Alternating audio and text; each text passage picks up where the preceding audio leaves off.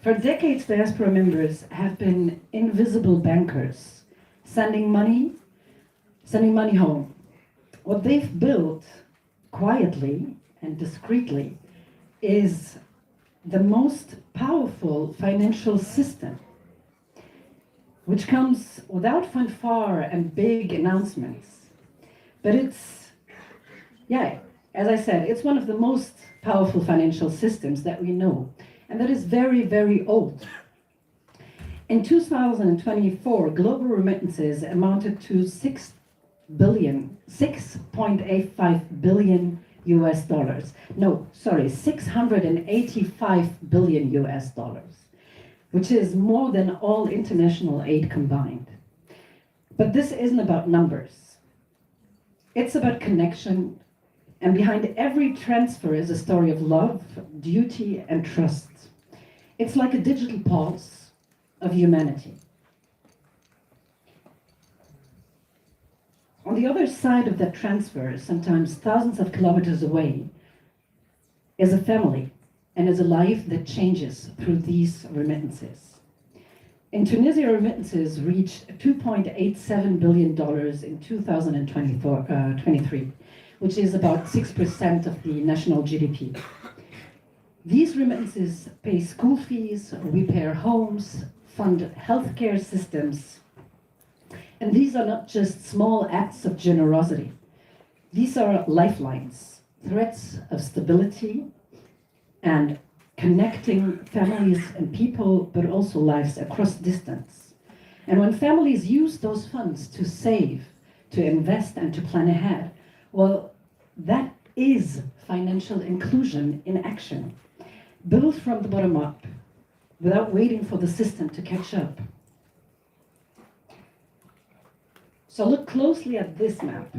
And these lines aren't flight lines that I would have maybe missed because the flight is at 8:30.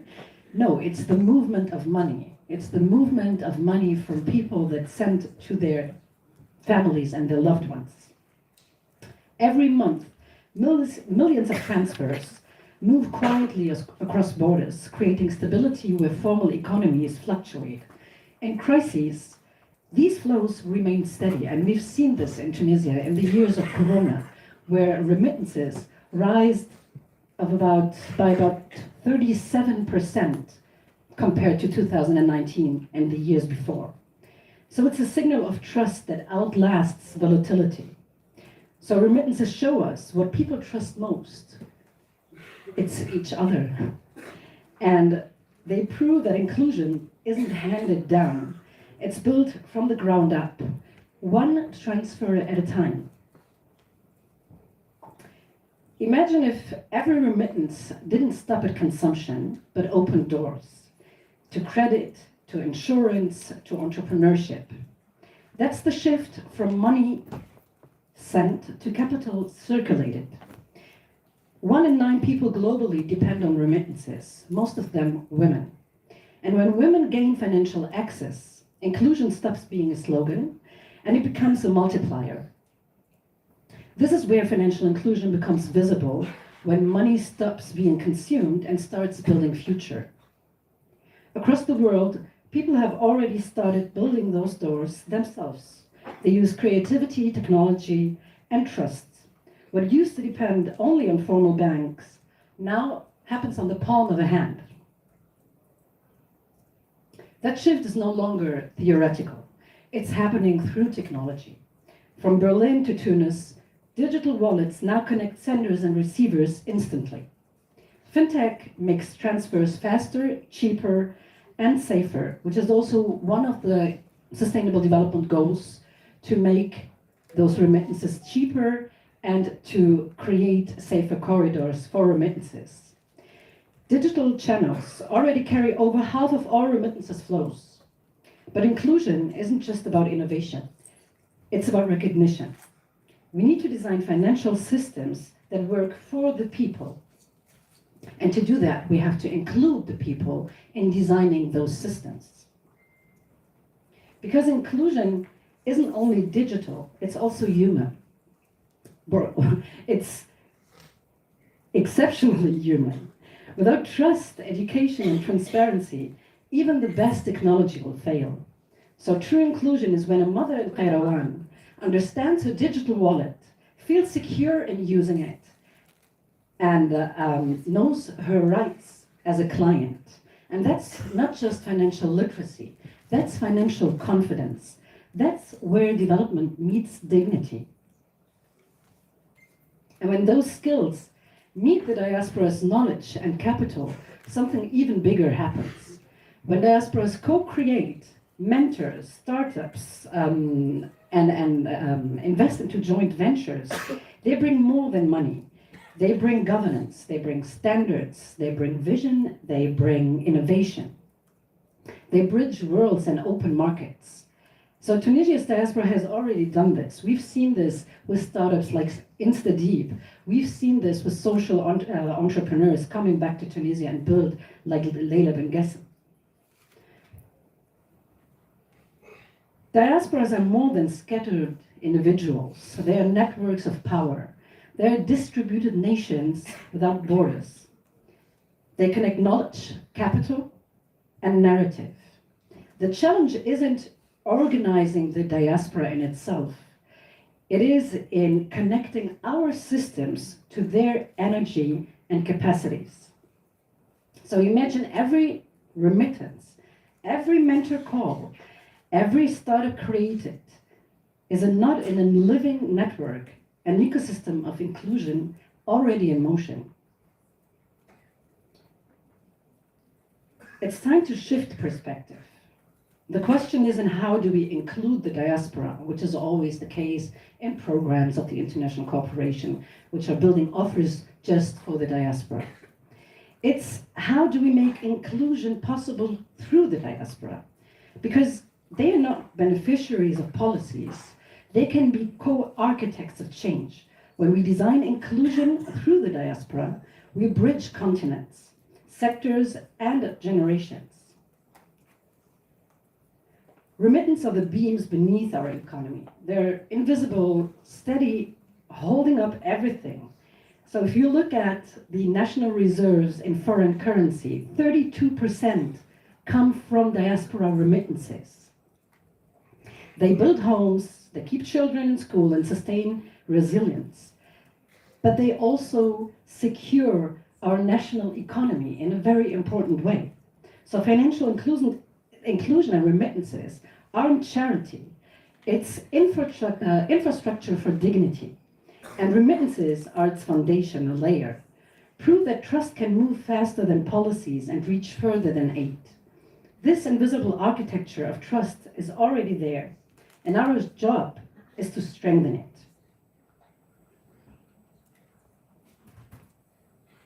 It doesn't move.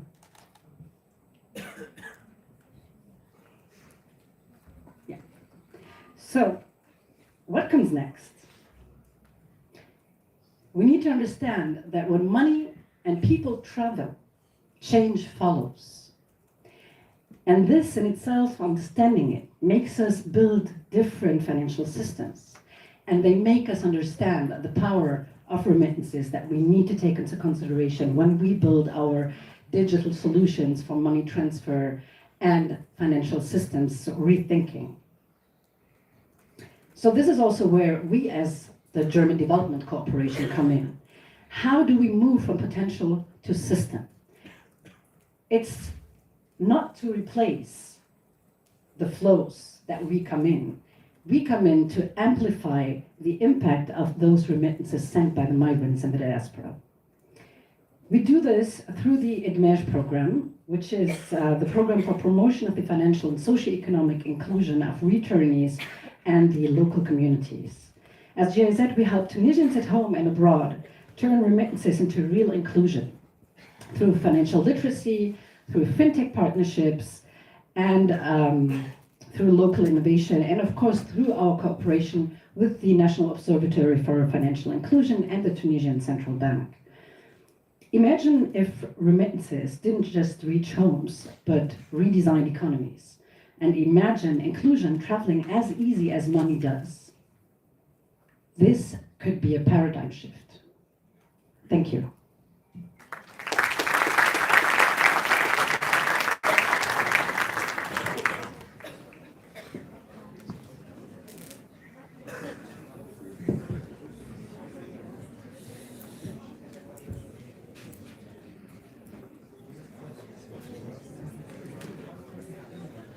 Thank you so much, Mrs. Oda Tasneem, for your enlightening and thought-provoking talk. Now I would like to open the floor with a short Q&A session. Feel free to ask whatever question you have or reflection with our speaker. Any questions? No? It's 8:30. They're still tired. Questions?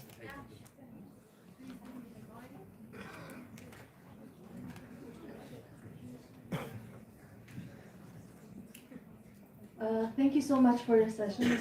It was very insightful. But I'm curious to know you as a person, what was your journey and who you are? Thank you for the question. And it's a very good question because I myself am from the diaspora. I was born and raised in Germany, and I came to Tunisia in 2011. And I think it's not by chance that I'm ending up in a project that is working on diaspora. So after my studies in Germany, I've worked as a strategic consultant in management, strategic management and retail consulting. And then I came to Tunisia, not because my career led me here, but because I'm married. And my husband didn't want to move to Germany, so I came here. But the first project I worked in is the project I stick with. And it's the project on mobilizing the potential of the diaspora for the development of the Tunisian economy and Tunisia in general. So I'm not just working on a topic that is very nice, I'm working on a topic that is very much linked to my bio and to whom I can identify. So when I talk about this money that keeps or that sustains lifelines, it's because I've seen my father sending that money back and helping his brothers and his mother to sustain their life in the south of Tunisia. And I know the importance of this money. And I know that sometimes if you, after the session, go and open the books or do your research on Google, you will find that, oh, remittances can be very bad because people get dependent on remittances. But in absence of a social system that secures the livelihood of elderlies or of children or of a non-employed, those remittances are vital. So we don't need to look at them in this way of negative and dependency, but we have to look at them at how can we elevate the potential of those remittances so that they don't create only dependency, but also productivity in the country.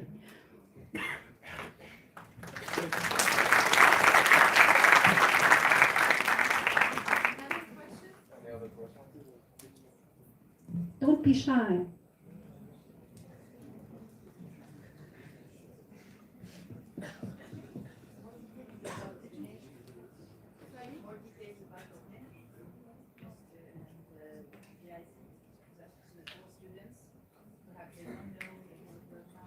Yeah, with pleasure. So the GIZ is the German Development Corporation, and it's the executive organization for the German Development Corporation. So we are financed as a program by the Ministry for Economic Cooperation and Development, the German Ministry for Economic Cooperation and Development, as well as the European Union.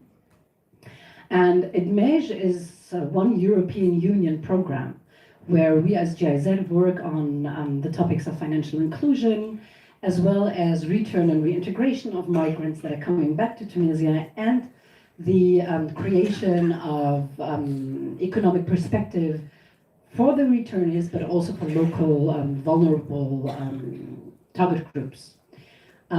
So what we do is we work a lot with the Tunisian Central Bank, we work a lot with the OEF, and we work a lot with the Ministry of Social Affairs on the topics of returning migrants.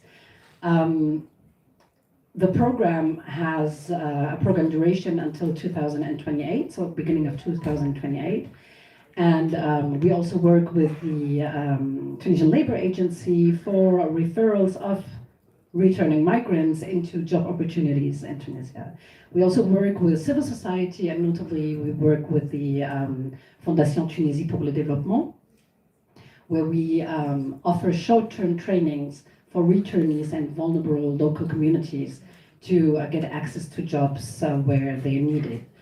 So as GIZ, I don't know, maybe you just raise your hand rapidly, who knows the GIZ? Oh no, this is the first time this happens. Normally, everybody says, yeah, I don't know. So, very good. This means that we're no longer very important. No, but the GIZ, as I said, is the executive arm, if you want so, of the German Development Corporation, which works on development programs, not only in Tunisia, but worldwide. And we are part of the International System for International Development Cooperation.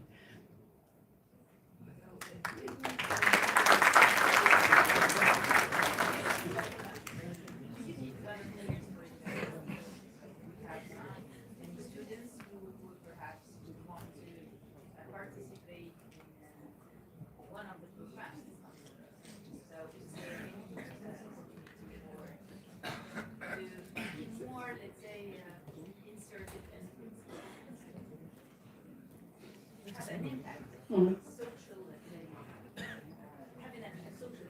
Yeah. This is our role as an institution, so we need and we want that our students participate actively, not passively. Yeah. This is something which is important.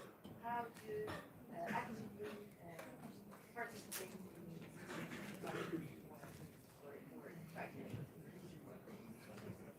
Yeah. I mean, we regularly have internships opening. So that's, I think, the only way to get into the GIZ as a non-employee of the GIZ. Since we are not a civil society organizations, we do not hire or have directly in our programs volunteers. But we are very well connected to the civil society. So if there is any interest or need to integrate or to cooperate with civil society, we can connect the dots. But we are not a society or an organization where volunteers can easily come in. But regularly, you can find internships at the GIZ. the floor is yours, right? Yay! Pardon? I already sent a letter. Yeah. You sent an application for an internship. Very good. First of all, good morning, everybody. I'm Motaf Abidi. I'm second year Law Business Computing. Thanks for speech, miss. So, my question is, how can we make sure that the money sent by the support doesn't just support families for today, but also helps build stronger communities for the future in a long-term way?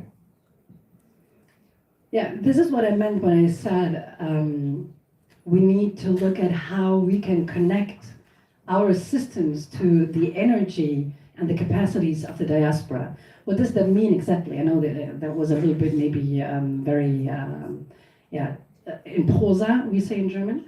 I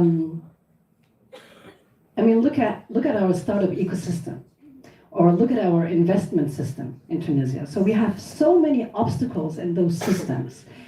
If you're a local, you may be able to navigate those systems, and I really say may be able to navigate those systems. So imagine you've been away for 15 years or 20 years from the country. You will not be able to navigate the system easily. And you come with maybe expectations that cannot easily be met. Let me give you an example. I'm an investor. I see a company that is very promising, and I want to put my money that I saved back in Germany or the US or France. I want to put this money in this company. And there are a lot of diasporas who search for startups to invest in, and so on and so forth. So this first intention is a very good intention. And then you come to Tunisia, and you have no visibility about investable startups. So there's no go-to to look at already due diligenced startups, so proved startups that are very investment ready. So you have to make your way through all those dossiers to look at which startup might be my startup to invest in. And then comes the second, and I think the biggest obstacle, which is, when I make profit, and I'm still in Germany, or still in the US, how do I get my profit back to where I live? I mean, they invested in the startup, they created jobs through their investment, and of course, this is not just an affectionate investment, it's also a rational investment. And then you have this big obstacle of not being able to get your profits back to where you live, because this is the reality of diasporas. They don't always come back to invest. They may stay where they are and invest. So there is an inherent interest in getting their profits back. So our system is very difficult in getting your profit back that you once brought to Tunisia. So these systems and these mechanisms have to be looked upon to really be able to leverage diaspora investment potential. If we don't get away with those obstacles, it would be very difficult to get high impact investment into the country. So we need to look at systems, and we need to look at the obstacles and try to adjust the system to be able to get those investments making a difference in the country.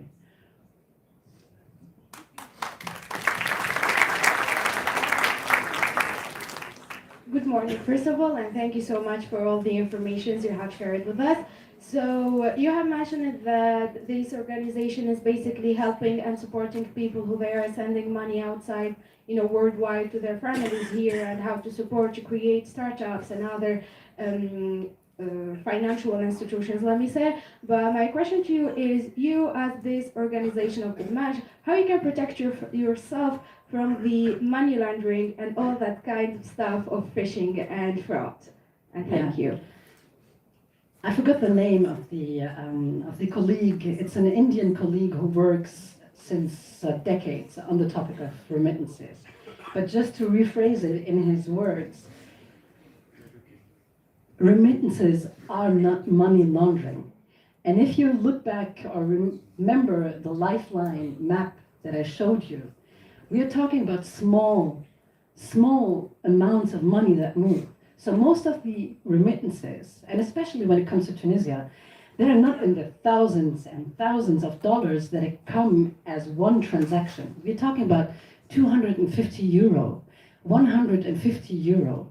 So the topic of money laundering and the risk of money laundering through remittances, I think it's a very alarmist narrative, and it's à côté de la plaque of the reality of remittances. The basis of remittances is those small amounts that make a big difference for families in rural areas, for women that stayed in the country and where the husband works abroad, for children sometimes where mother and father work abroad and they've stayed with grandma, auntie, uncle in Tunisia. So looking at remittances, you will see in all the analysis, and also for Tunisia, that the majority of remittances, so really migrant remittances to the country, are small amounts helping family members or their savings for buying a house or something. The risk of money laundering is another risk. And there may be this risk when we look at higher amounts of transactions, but I think that the Tunisian Central Bank is already doing a very good job in controlling these flows. But this is also very telling of our Tunisian mentality. We want to control, and everything is based on the control, instead of letting things happen and then see where we need control, which is a very Anglophone way of doing things. So I think we are putting ourselves obstacles by fear of money laundering, and not looking at the potential that, if we have a more liberal system, can have on our national economy.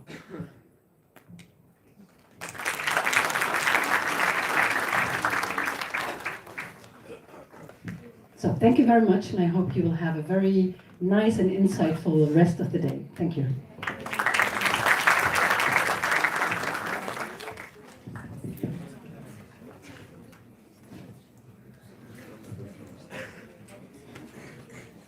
Thank you once again, Mrs. Odet Tasneem, for sharing your valuable experience and perspective with us.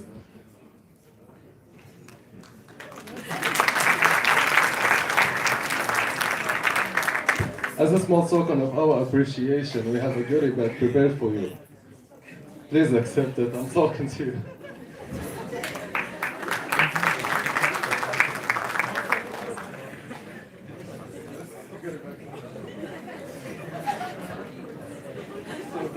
It's not. This phenomenon is called stage flight. So as soon as you're done, you want to just go. This is what happens as well. So I'm sorry.